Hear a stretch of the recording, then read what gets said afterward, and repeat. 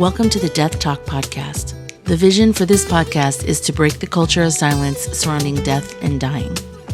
I'm your host, Lisa Murray.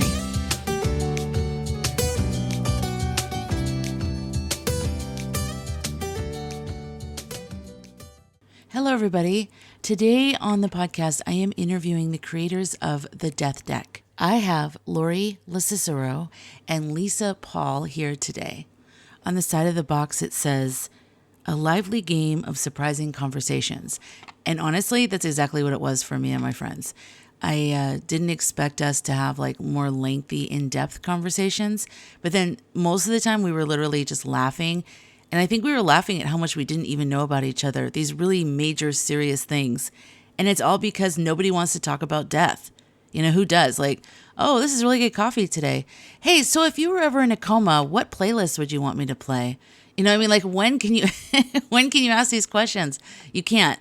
But when you play a card game like the Death Deck, it's a great opportunity to do it in a fun way where everybody is listening and everyone's playing. And it's really fun. So check out the Death Deck and also check out our interviews so you can find out a little bit more about the creators and how they came up with this, how they came up with the questions, and a little bit more about their background, what made them want to create a card game about death. All right, guys, enjoy. I'm very excited to have you, the creators of the Death Deck, Lori, and I'm sorry, help me pronounce your name. LoCicero. So close. LoCicero. Oh, LoCicero. Okay. I should have just sounded it out. Right? It's like Smith, only Italian. Exactly. And then Lisa Pahl? Yes, Paul, just Okay. like Paul. Oh, perfect. Okay, good. Well, thank you both so much for being on the podcast. I found the Death Deck, I think on Instagram. I was trying to think, how did I even find you guys? I'm sure it was on Instagram, some rabbit hole in the middle of the night. And someone had posted something and I saw it. And so I was like, this is brilliant. So I ordered it and I wanted to surprise my friends with it. And so I said, I want to have game night. And they're like, okay, what's the game? I go, it's a new game. And I was hiding the deck. And, you know, because it says Death Deck on it. It doesn't say like, you know, flower game or something. So I was hiding it. It does not say flower game. You are right. Well, and that's kind of the same logic of the Death Talk podcast. My mom was like, maybe you should call it Dying to Talk to You. And I'm like, nope, I want people to know exactly what we're talking about here. But anyway, so I had the deck and when we went upstairs and then I showed it to everybody and they were like, oh, okay. And anyways, we loved it. It was so good. And it got people that normally do not talk about this stuff to talk about it in a fun way. And it was, even me, I was ready for it. I talk about this stuff all the time, but I was even like, wow, I haven't even thought of that. It was just brilliant. So first of all, congratulations on making this amazing game. And I'm so glad you guys created it. It's amazing. Thank you. You're welcome. Thank you. And so I guess we can go, you know, one by one, but just how did you guys come up with this? I know we can get into your background and everything, but how do you know each other and how did this whole thing come about? Lisa? I'll first answer that one. This is Lisa talking. And well, first of all, I'm so excited that you had such a good experience with your friends playing the Death Deck. And that audience is exactly what you described is exactly what we're trying to do. We're trying to get people who wouldn't normally agree to have these type of conversations to begin having them. And that's why we created a game that is a little different than some of the other conversation card games out there. We wanted to make it a little more fun and whimsical and adding some questions that are kind of broader based instead of personal, your feelings on things, as well as the multiple choice questions to try to take people off the hot seat when they're answering the questions, to give them some choices to choose from. So you're not just staring blankly trying to think about answering these open-ended questions. So your description of your night is exactly what we were hoping for when we created the game. And then Lori and I met when I became the hospice social worker for her late husband, Joe. And so that has been about 11 years now that I arrived at her home. in the final couple weeks of Joe's life. So that's where our friendship began. Oh, wow. That's beautiful. Yeah. And never would we have anticipated 11 years later together doing this. But I think from the amount of conversations that we had, the depth and the subject matters that we spoke of when Lisa first came and so helped me navigate that time. And what I think was most striking was that my thing is I just felt like I was so caught off guard, even though, we felt like we were prepared.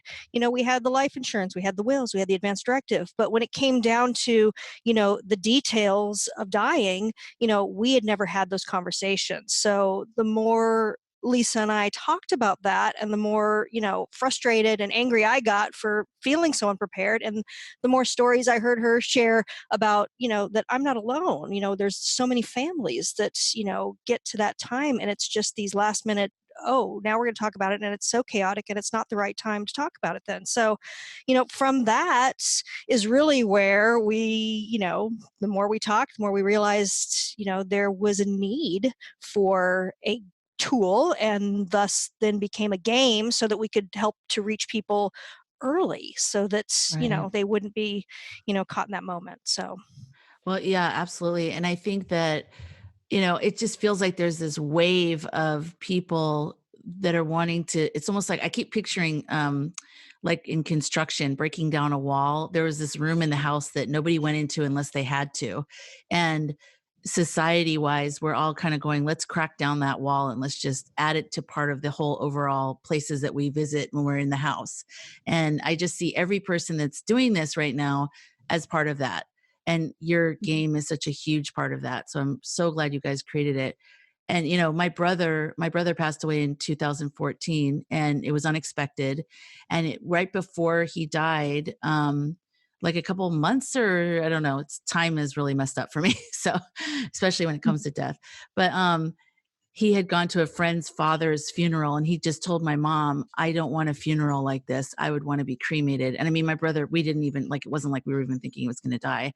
And thank God he said that, because nobody would have known that at all about him. So I was so glad that we knew that. But like through this game, the people that I was playing with don't even know each other. They were in relationships. They were the worst. I teamed up with, I teamed up with my friend's niece, and we came in first because we just totally connect. We're like soul sisters. But the rest of them were just, I just was in awe of how much they did not know anything about what the other person wanted or believed about death. It was unbelievable to me. it is amazing, isn't it?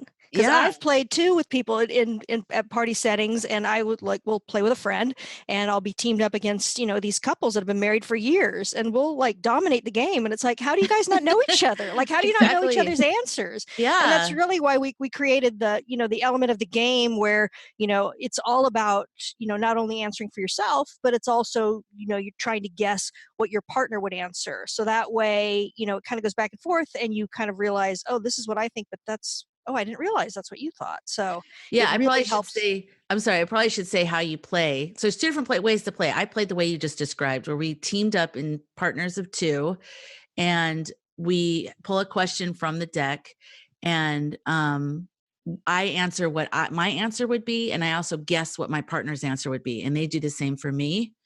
And then if we both guess correctly for each other, we get a point, right? But if only one person guesses correctly, we don't get a point. Or I can't remember now. Oh gosh, I'm sorry. Yeah, no, if you guess your partner's answer, you get a point. If they guess your answer, you get a point. So you can get a maximum of 2 points. Oh, that's or right. you can just get 1 point. Yeah. That's why we dominated, because we all the time we each got each other's answers. But yeah, and so one of the couples that's been together the longest, been about, I think they're about 24 years now. They've been together 24 years.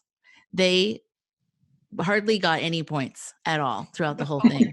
And we were literally it became funny. We were just like, this is insane. How do you guys and they get along great, but they just didn't know anything about each other. And I asked them later, I said, have you been thinking about the game since we played it? And they're like, oh yeah, Like they've been thinking about these answers and having other conversations after the game, which is so great. That's what you want, right? Oh, yeah. Absolutely. Yeah. And our goal, you know, we want people to then take action. So we're trying to kind of start the spark there of these, you know, people realizing that they don't necessarily know what the other person wants, or they don't know how they feel about something.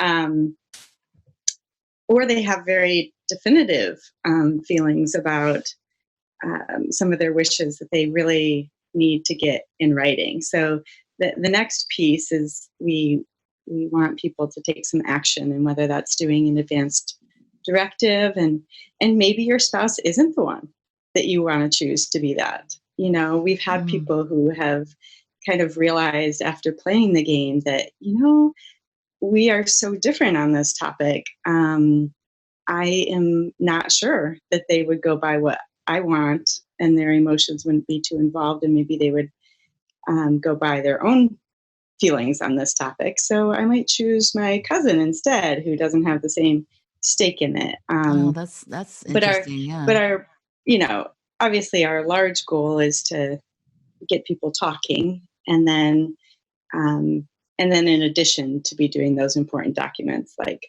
your living will, your advance directive, being very specific about your wishes, including, you know, one of the topics that came up recently at our, we did a conference at Honoring Choices in Seattle, and one of the topics we talked about there was, you know, something like pain medication, and how much would people have very, some people have very specific feelings about medication and pain medication, um, and how much would you want to be used if you couldn't speak for yourself, and how much would you want to be present rather than sedated. So those topics aren't necessarily talked about in everyday conversation, and so that's again what we're trying to do with the game, is to introduce people to some of these nuanced questions that are more the details rather than the general statements that sometimes an advanced directive just contains. Right. And what I like too is that you do have those deeper questions. Well, I guess I think pain medicine, more serious, I shouldn't say deeper, but more serious questions mixed with the deeper meaning kind of questions. But then you also have lighter questions. Like there's an example of one card on your website, thedeathdeck.com. And would you mind if I read the card? The Sure. one that's there, whoops, says, after I kicked the bucket, announced my death on social media. A, pretty quickly, I'd like everyone to know ASAP. B, never, please don't tweet my demise. Or C, whenever, I really don't care, I'm dead. So I like that there's those different kinds of, you know, different levels of topics, I guess. So you sometimes it did get serious, like something like pain medicine, or I'm trying to think of one. Like, oh, one was if you go missing, and I know that seemed like it was a fun question, but it actually got kind of serious for us. But like, if you were to go missing, what you think people would they look forever for you, or you know, would they give it up to the cops or whatever? That was really kind of interesting, and it sparked lots of conversation afterwards, because one of the people that we did it with really didn't want anyone really looking for him, and we're just like, that's not going to happen, like ever. But anyways, it's so interesting that the variety of questions and the deeper and lighter and funner and more thoughtful. And it was great. How did you guys come up with these questions? I'm sure it took a lot of time just gathering questions. Yeah, I think it took about a year of going back and forth, of doing research, of trying to hit, you know, every sort of angle of the topic that we could think of that were questions that came up either with my personal situation or things that Lisa deals with all the time. We went through test groups where we, you know, realized, originally we had 4 multiple choice answers, and that just became too cumbersome and too wordy. So that we had to go back and, you know, figure out, okay, let's pare this down and make it, easier to sort of read and go back and forth with. So, it was a lot of work. And we've actually, changed up a couple of cards from our first printing. There was a couple of Oh, things that came up that we decided, okay, we're going to change the wording on that.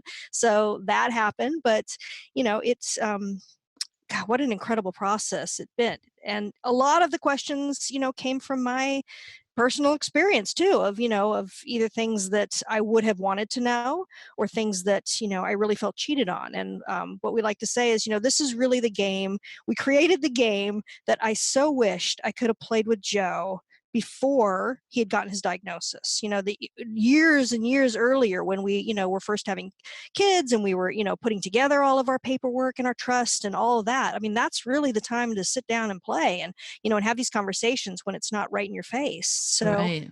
that was, and that's where, that came from. And so, this is it. This is, God, I wish I could have had something like this to play. I mean, he would have been open to playing it. We would have known so much more information, and I would not have had to have a particularly excruciating conversation with him a couple of months before he died. And that's when I had to have the conversation. And we're really trying to get people, like you said in the beginning, like with putting death in the title of your podcast. It's like, no, we want people to be comfortable saying that word. I mean, Mm-hmm. it's life and death. I mean, it is what it is. And so we got pushback on our title of our box a little bit, in our title, but we said, you know what, no, I mean, that's what we're wanting to talk about. That's what we're wanting to take the taboo out of. So, here it Right. is. Yeah, the name is part of the healing process of just saying, I want to break this open. I'm tired of being so afraid of it. Like, it's just a word and it's just something we're all going to experience. Let's just stop doing this to this experience. It's so strange.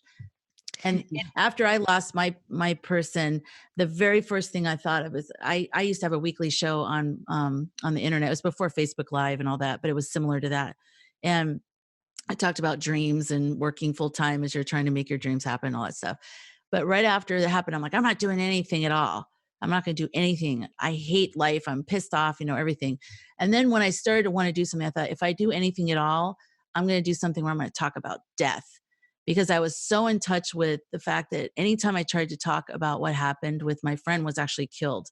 And right after my friend was killed, my brother died unexpectedly. So both of those things sort of was like, it was just so much to me. And I would try to talk to people and most people didn't want to talk about it, or they just let me say my first part. And then they kind of look at me like, okay, you said it. Now let's go back to life. And I'm like, I'm going to talk about this for the rest of my life. So everybody better get used to it.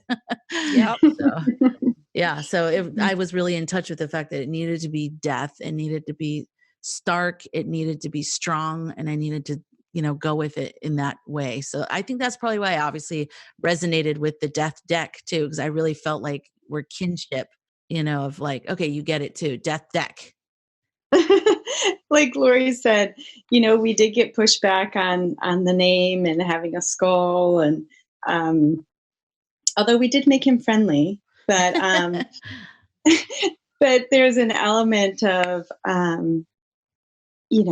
maybe people would play more if it was called something else. But we felt pretty strongly that part of our message is reducing the stigma around talking about death, and so we decided to stick with our plan of keeping that name. And again, there's other great conversation card games out there, like Hello, Go Wish, are a couple of the big ones that are used for kind of softly starting these conversations that are open-ended um, and can be used, with older adults, people who are very ill, and are very sensitive. So we weren't trying to create that same game. We were trying to look at it from another angle, of the same people who might get together and play something like Cards Against Humanity.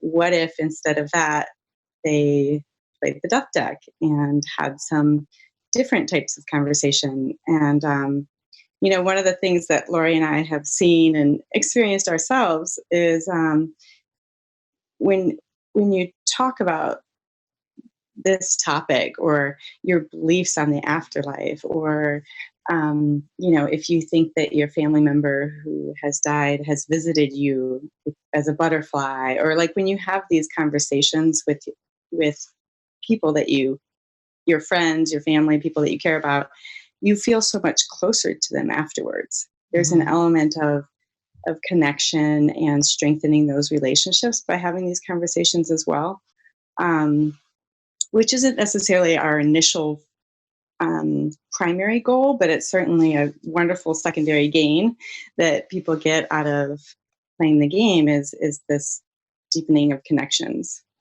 Absolutely. One of the guys I was really worried about that I didn't think would want to play, he really got into it. And he was like, the questions, he's like, my answer falls somewhere between A and B. And, he got so into it. We were all like, calm down. Like, it's just supposed to be a conversation starter. Like, he's such a type A guy that he was like, I need it to be precise. And we were like, no, we're just supposed to like kind of guess and have fun and talk, period.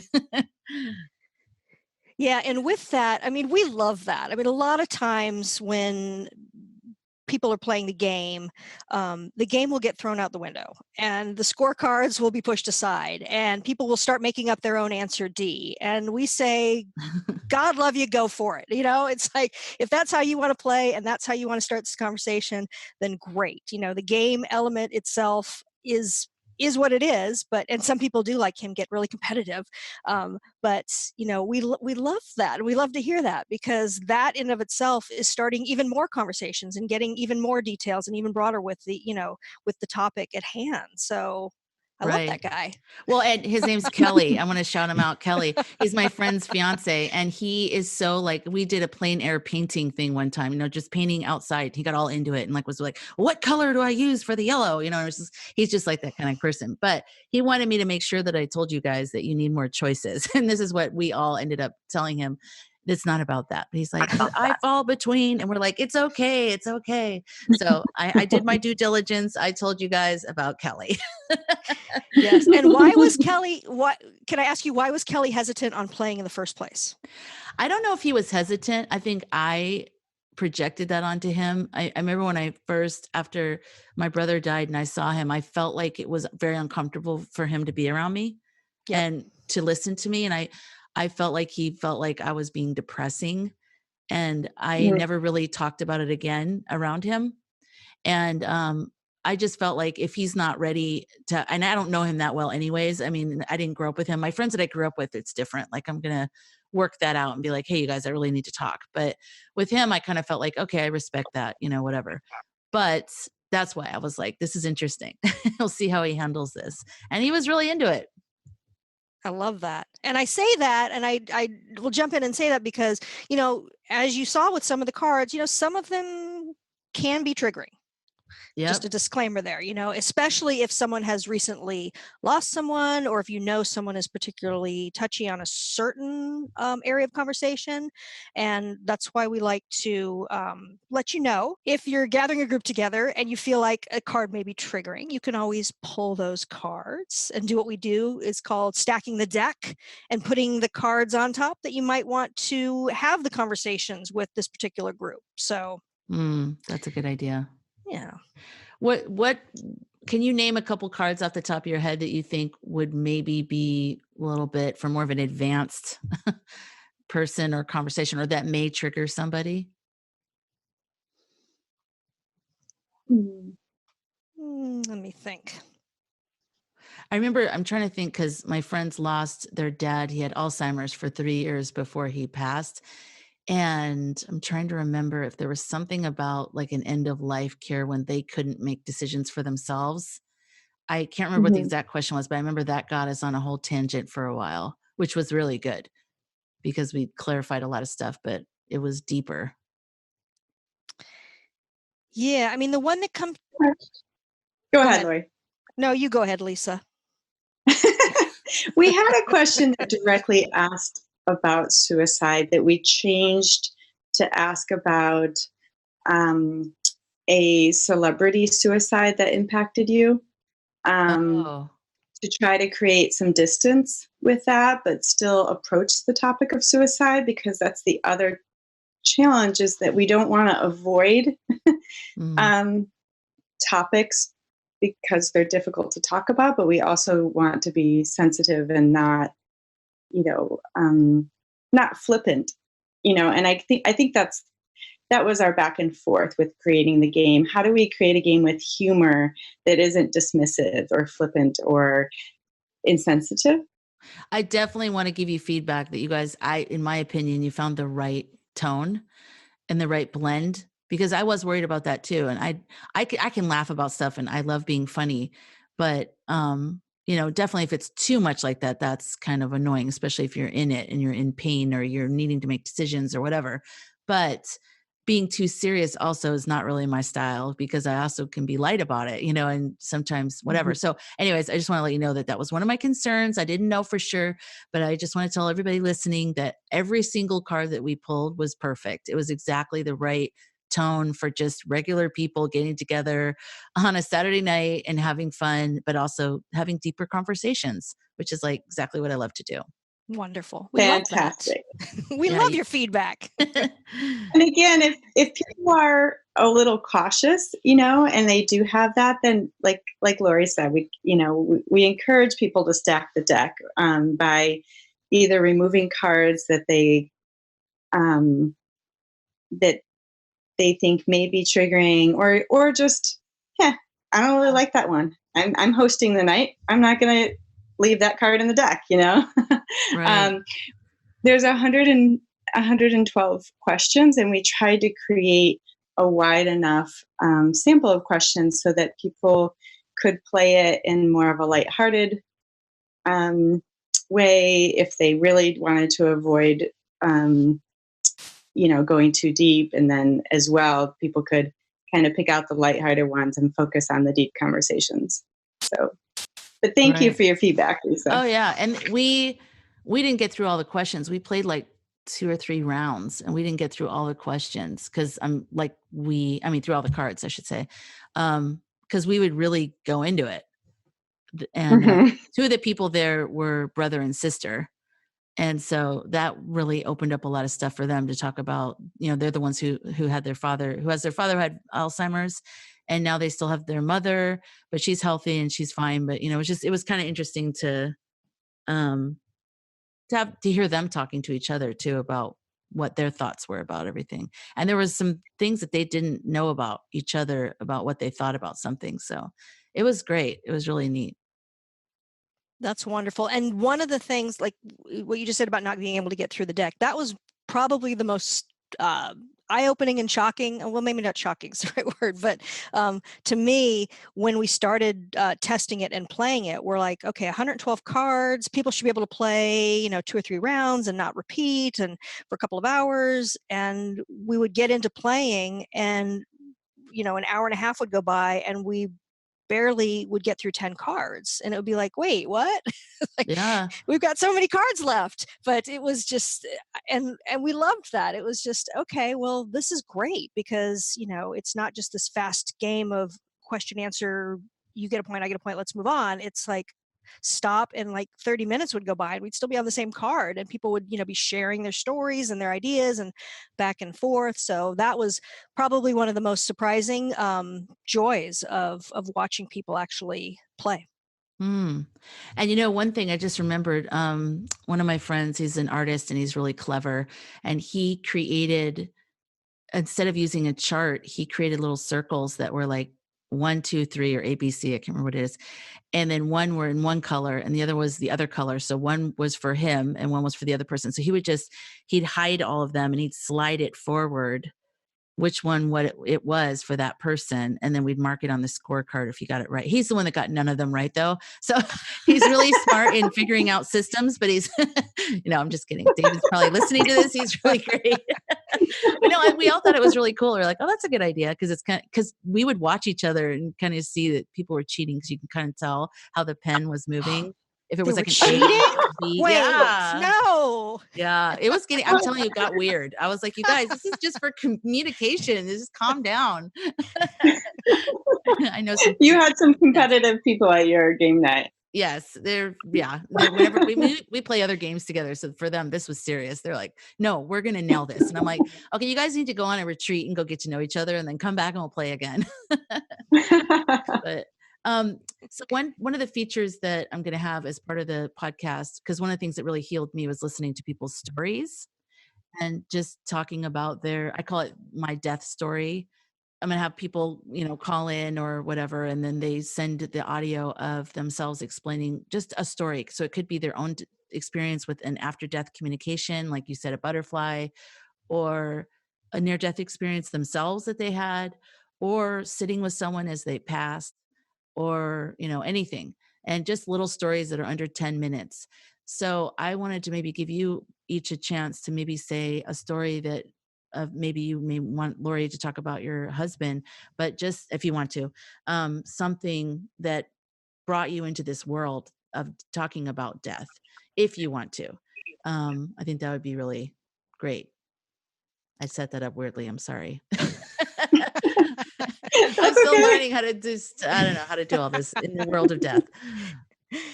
Yes. Let me give that a quick thought of what Okay. story I want to tell. I don't mind telling stories. Let me think about that. If you like,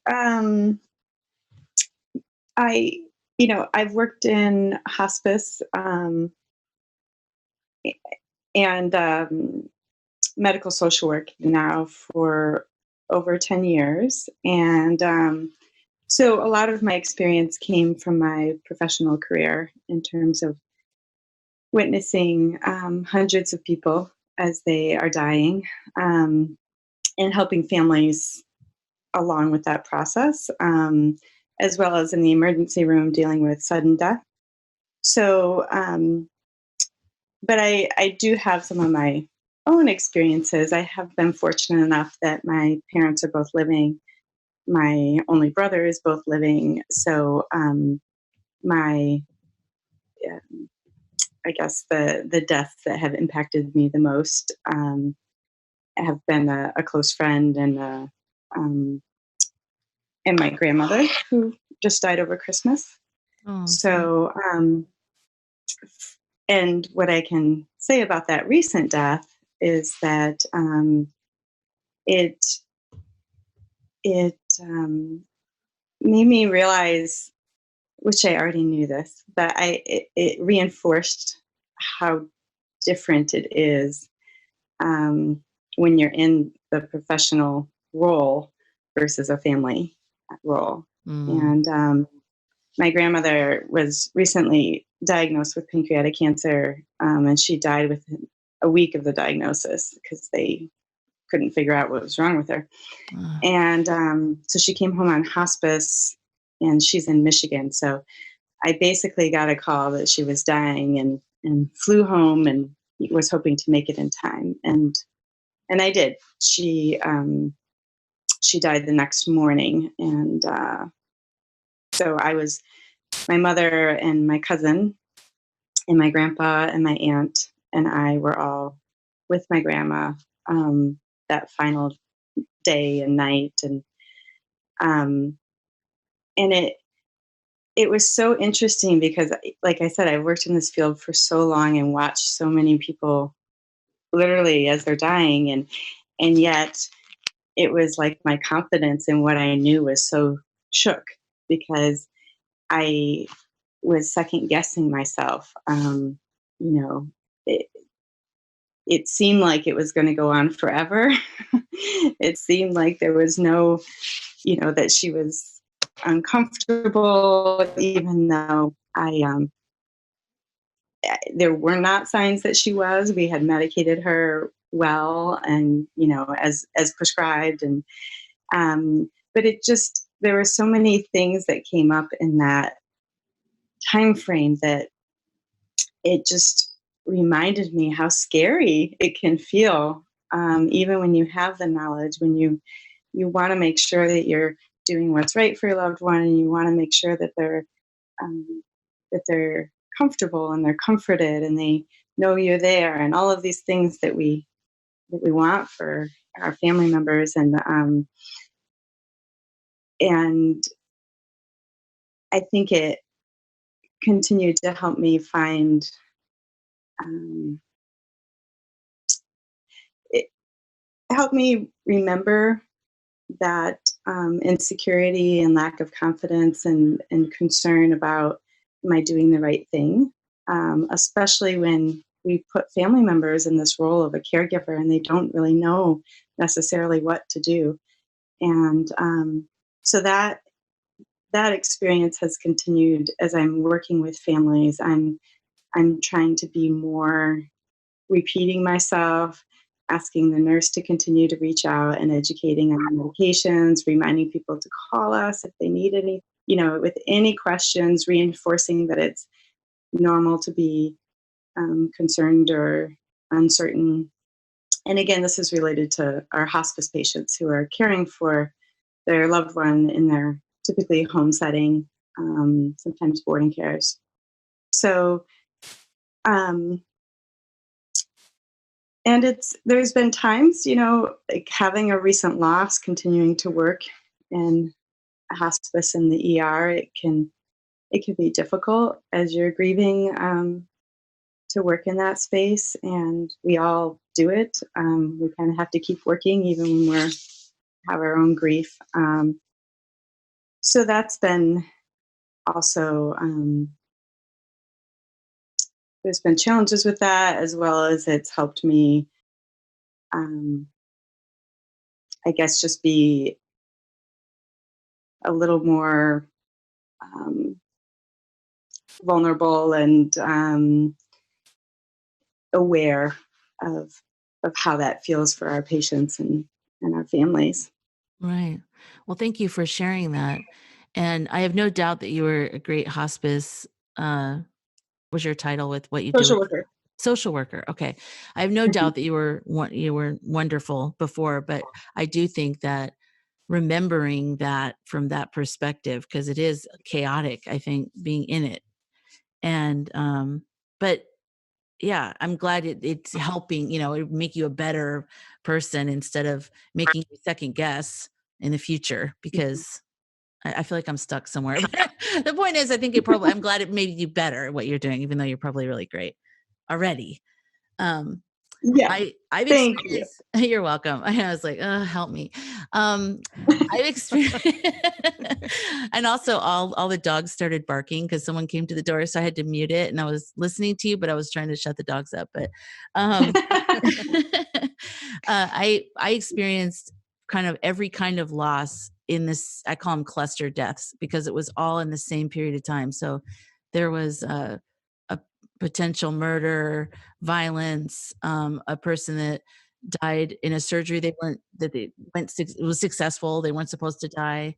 Um, another person had cancer for about 3 years, and so they lived beyond what everybody said they were going to be. So I was with her a lot, and so it was kind of like I experienced the sudden death, the violent death, the dragged out sick death, the all different kinds of death. And I was trying to remember what it felt like with my friend Christina, who was really trying to extend her life as much as possible because she had a newborn baby. Yeah. And Mm. that was really hard. And the discussions, I was the only person she could talk to the depth. I mean, I think she probably had other people, but she didn't like depressing or worrying the people in her life because they were all fighting for her.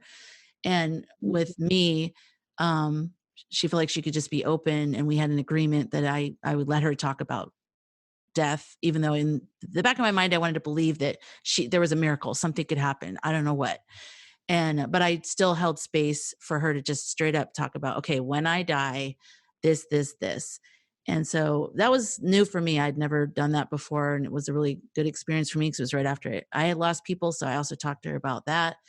But that was a very chaotic time for the family, for her family, and even for her, because even when she went to hospice, she even texted me, "I'm in hospice, but don't worry, I'll be out of here soon." I think that's funny that she did that. I bet she's laughing now.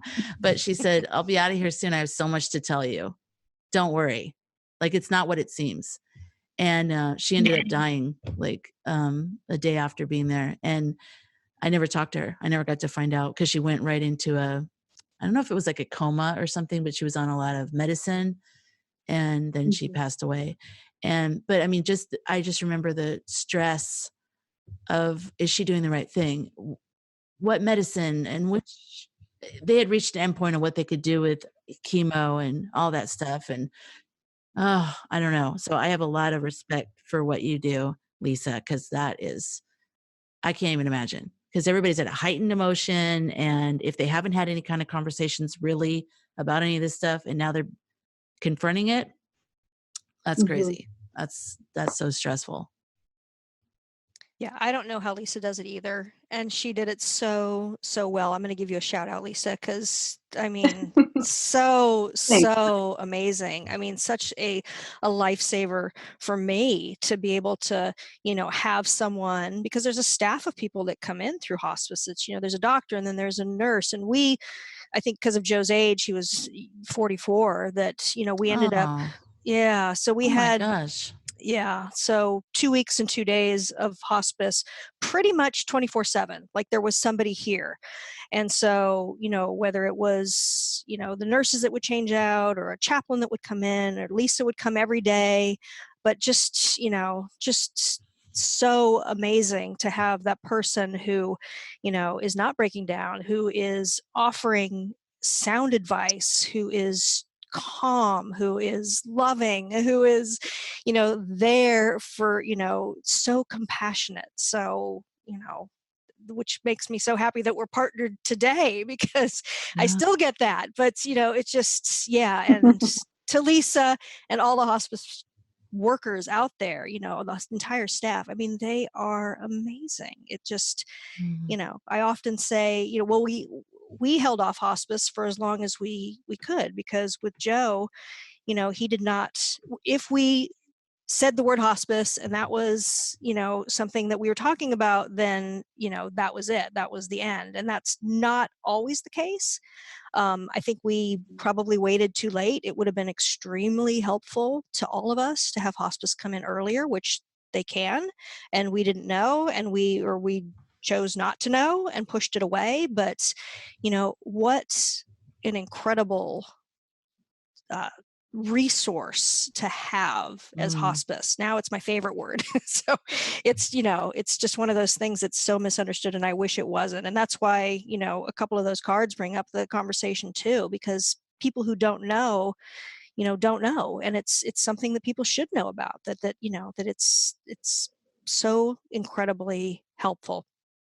One last thing about hospice that I think people also get worried about or don't know about is that, like anything else, nothing is forever. And so hospice it's a Medicare benefit. So anyone that has Medicare has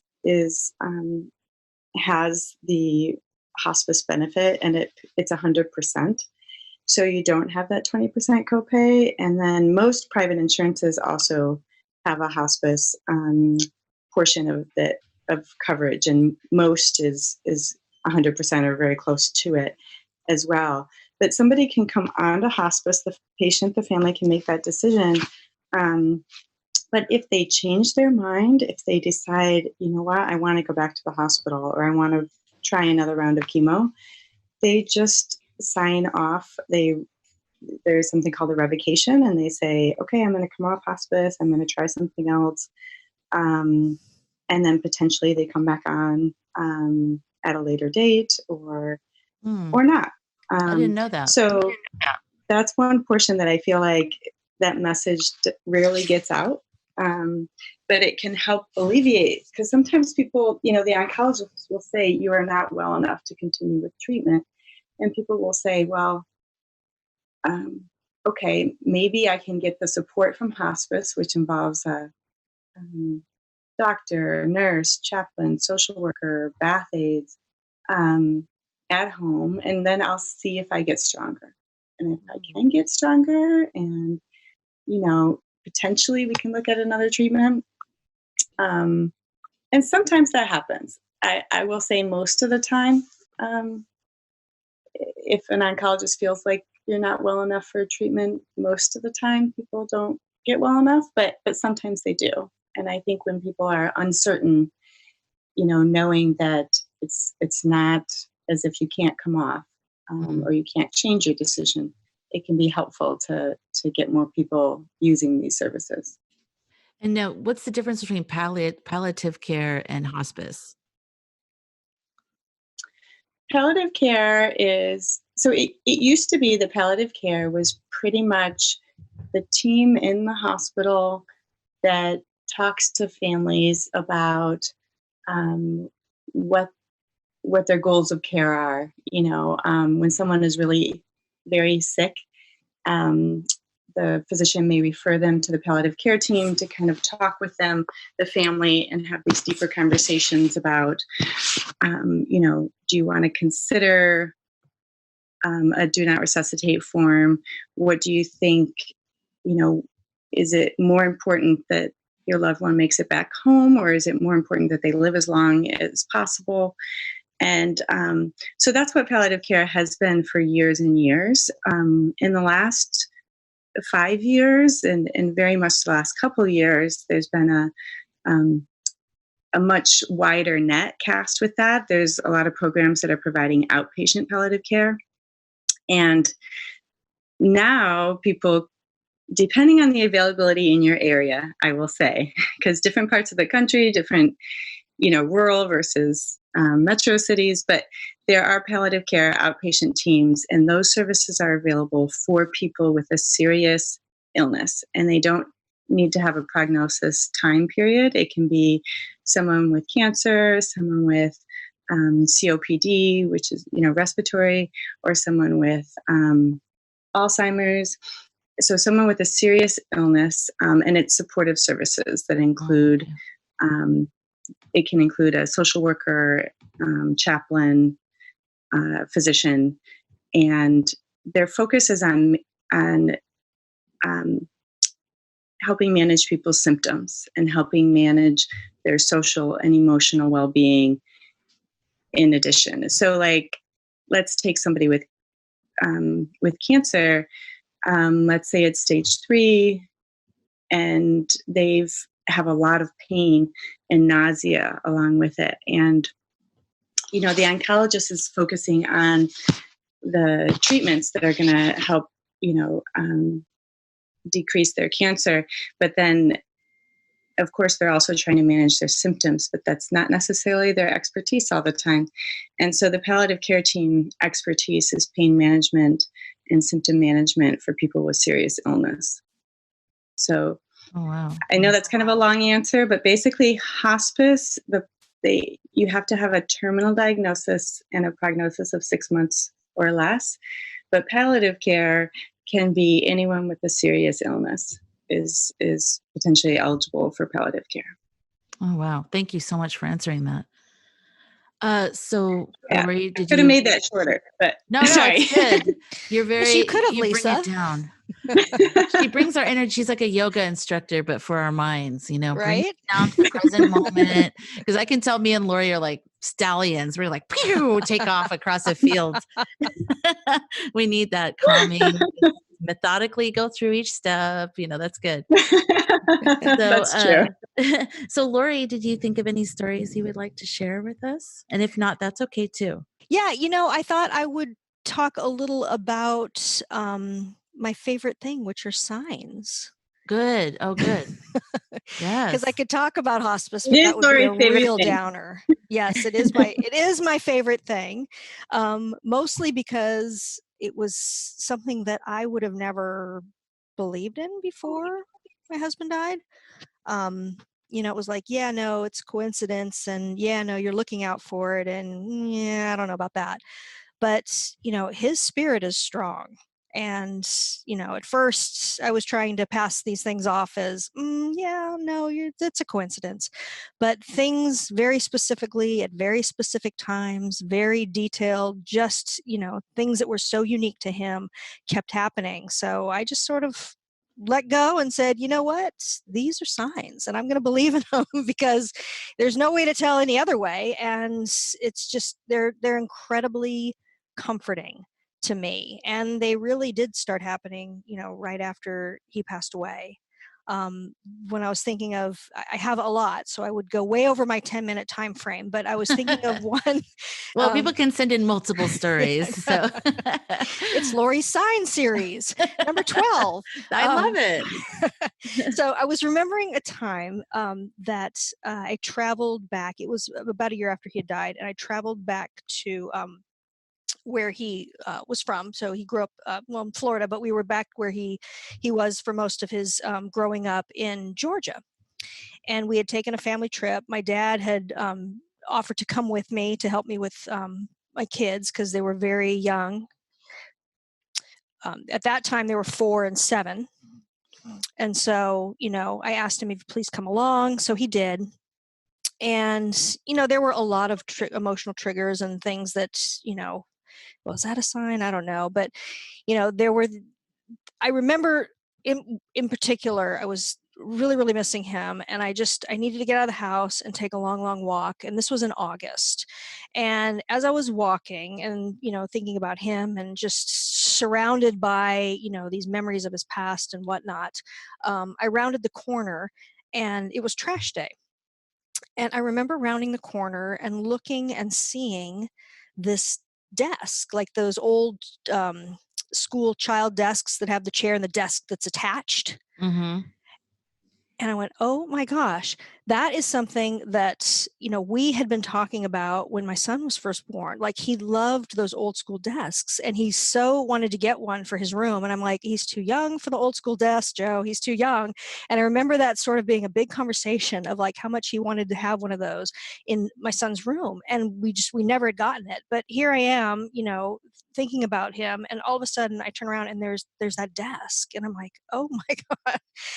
Wow. That's pretty rare. So, because I don't think I've ever seen a desk like that anywhere except for at school. Right. And it's like, okay, well, if it were in my hometown, I would have picked it up and carried it home, but I couldn't carry it on the plane. So I left it, but I continued my walk, just sort of like, oh, wow, that was that felt like such a sign to me from him. Mm-hmm. And so kept walking, rounded another corner, and in somebody else's trash bin, it's like I'm such a trash digger, but somebody else's trash bin, there was it was filled with these rolls of Christmas wrapping paper, which may not seem,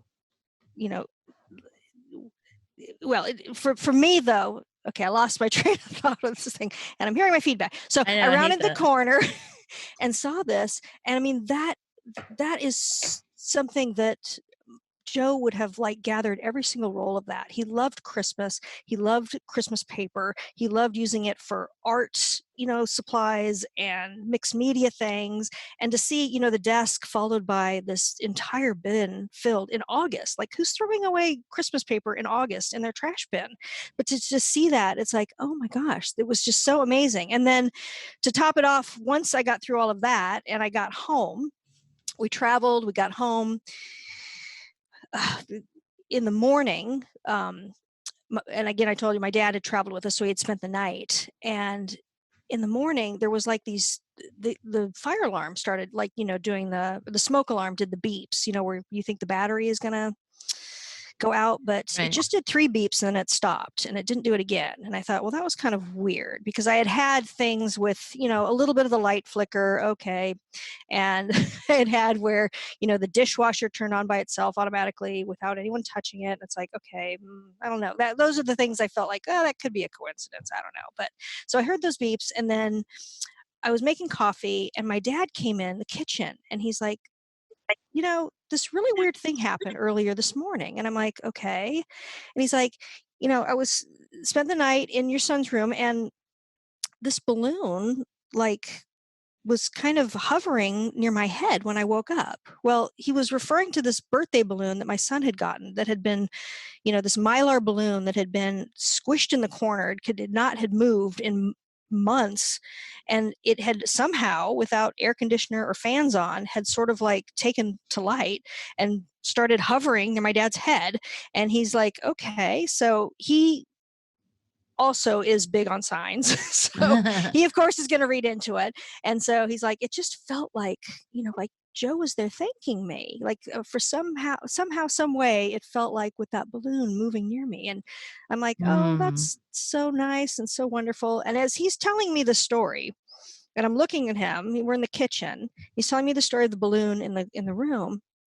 And then all of a sudden, the balloon comes out of the room. Oh my God. And it's like this SpongeBob balloon. Again, seriously, it had been deflated. It's like it has dust on it. It's been shoved in the corner. And now, without fans or air conditioner or windows open, it's now like hovering down the hall, and it comes around, and it's sort of like now behind my dad. And I'm like, is that the balloon you're talking about? And he's like, yeah, that's the balloon I'm talking about. So, and then it just like was one of those things, but both of us went, that it just felt like, this way of him saying thank you. And again, I could go on with my signs and I won't, but yeah, it's just those things that happened. It just in those moments that you just have that feeling, and it's like, that's just so comforting to me. Oh, I so relate to you because I felt the same way about signs. Like when people would say they leave pennies or, the bird would come by, I thought that's just not that I'm not a spiritual person. I am, but I felt like the specificity, I don't even know how to say that word. Why did I even try? The specificness, I'm going to make my own word of that sign. I remember thinking like, that's just you needing to believe that that's them. And that's okay too. It doesn't matter. Well, after my friend died, but I'll just jump forward to my brother.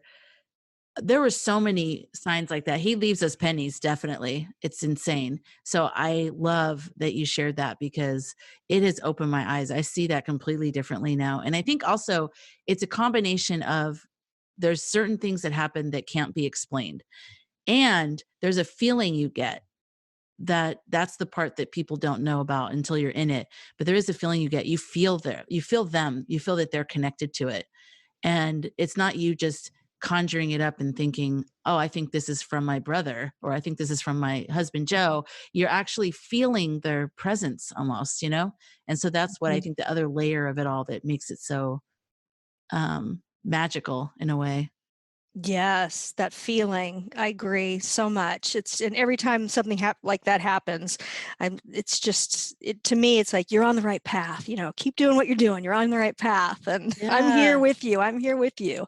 So I totally get wonderful. the same feeling. And there's an author, I just want to tell you really fast. I don't know if you ever read the book Journey of Souls. Oh my God, I just tried to pull up the author's name and he starts talking.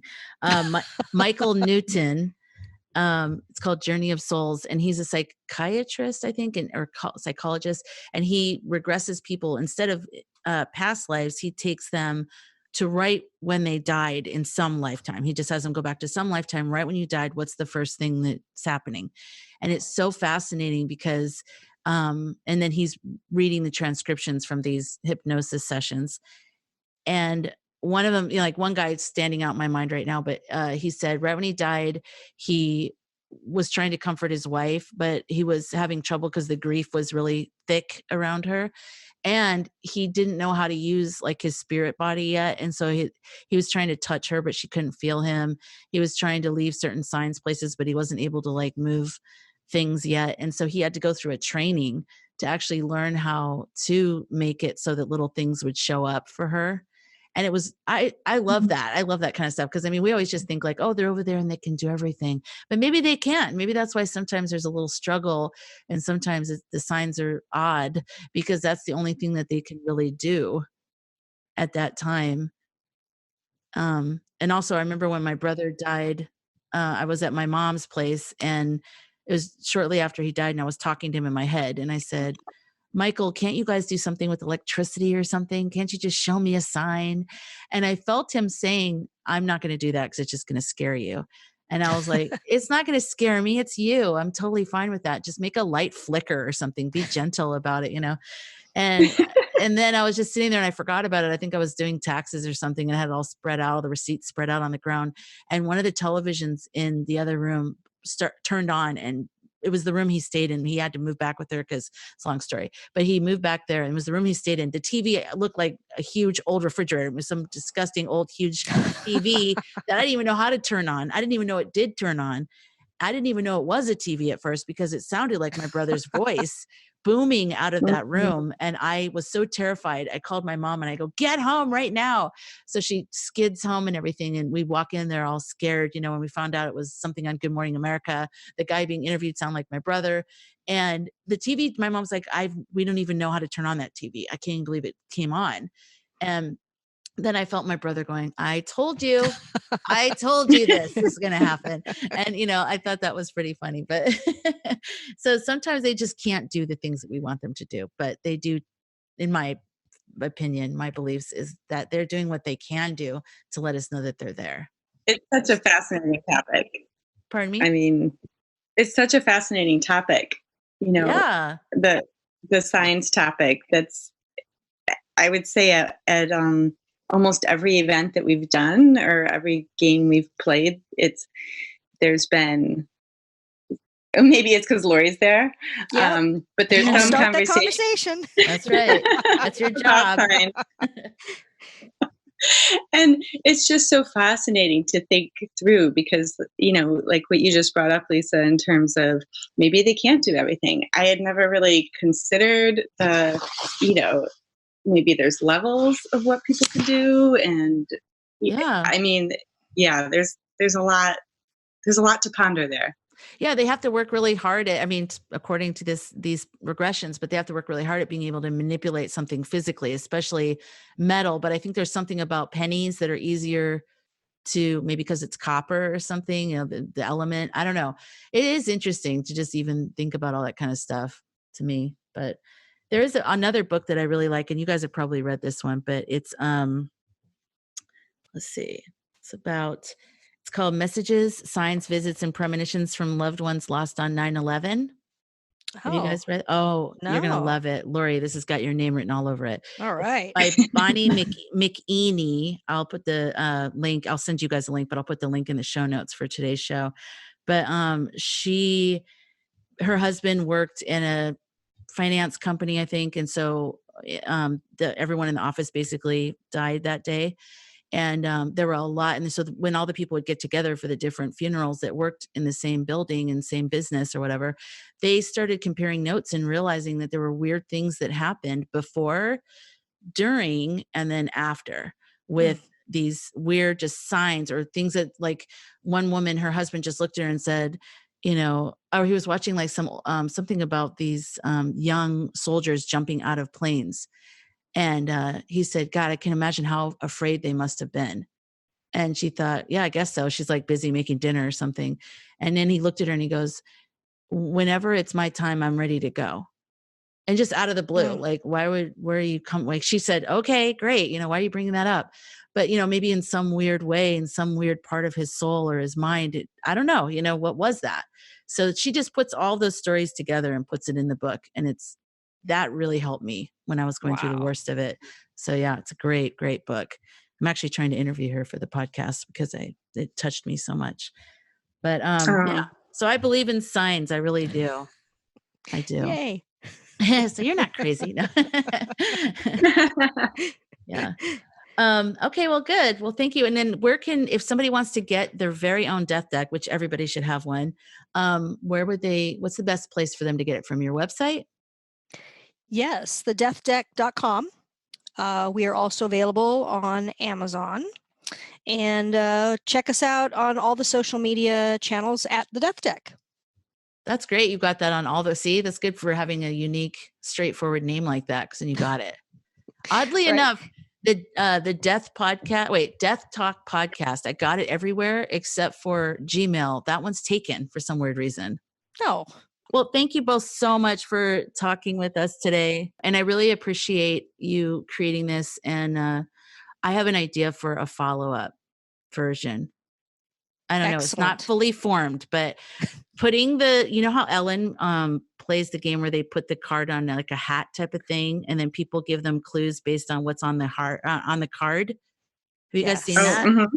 So like some type of death topic, and then the people have to, like, on their team are giving them clues for what the answer is. It's another way of like creating conversation. I just love that style. I don't know if you can bite someone's, well, I mean, it's cards, you know, it's cards and people talking. I don't know, but I think that'd be fun. because then people would get even more into it, I think. But I love it. it's great the way it is Yeah. too. It's wonderful. Thank you, Lisa. You're welcome. And thank you, Lori and Thank Lisa. you. I appreciate you so much. And I look forward to just seeing any future stuff you guys come. Do you guys have any ideas for follow-up? Any other decks you're coming out with or versions of the game or anything like that?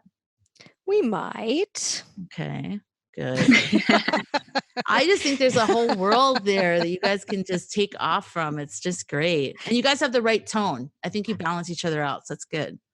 Thank you. Yeah, good. Thank you. Well, Lisa, thank it's you. been so fun. Thank Good. you. All right. You guys have a great day and thank you so much. Thank You you. too. Bye. All right. Bye. Bye-bye.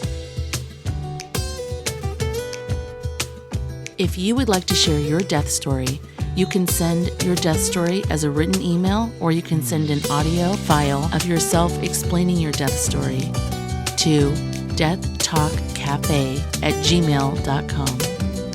For more information, you can visit our website at deathtalkpodcast.com. Thank you for listening.